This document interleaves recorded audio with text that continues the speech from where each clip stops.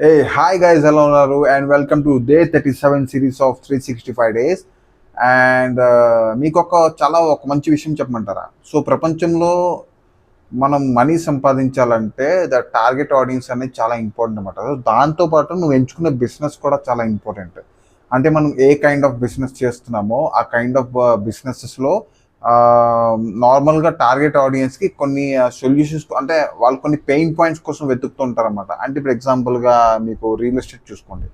అందులో మనకి ఈ మధ్యలో స్కామ్స్ చాలా జరుగుతున్నాయి కాబట్టి నార్మల్గా ఒక ల్యాండ్ కొనాలన్నా సరే ఒక కస్టమర్కి సరైన ల్యాండ్, దాంతోపాటు ఎటువంటి స్కామ్ కానీ ఫ్రాడ్ లేకుండా ఎమ్యూనిటీస్ వల్ల తనకి ఫ్యూచర్లో మంచి ఇన్వెస్ట్మెంట్ పరంగా ల్యాండ్స్ బెనిఫిట్స్ వస్తున్నాయి అన్నప్పుడు తను తగ్గట్టుగా ఆడియన్స్ని రైట్ ఆడియన్స్ పట్టుకోవడం చాలా కష్టం అనమాట. సో దానికి యాడ్స్ అనేవి చాలా ఇంపార్టెంట్ కీ ప్లే రోల్ చేస్తాయి అన్నమాట.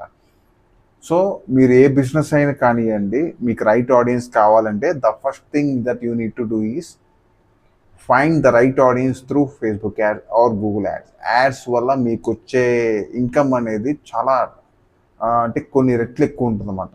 ఈ ఒక ₹100 ఇన్వెస్ట్ చేస్తే you can earn up to 500 to 1000 rupees అనమాట. ద ఓన్లీ థింగ్ ఈజ్ మీరు చూస్ చేసుకునే ప్రొడక్ట్ ఏదైతే ఉందో అది మంచి ప్రొడక్ట్ అయ్యి ఉండాలి. That's the only thing.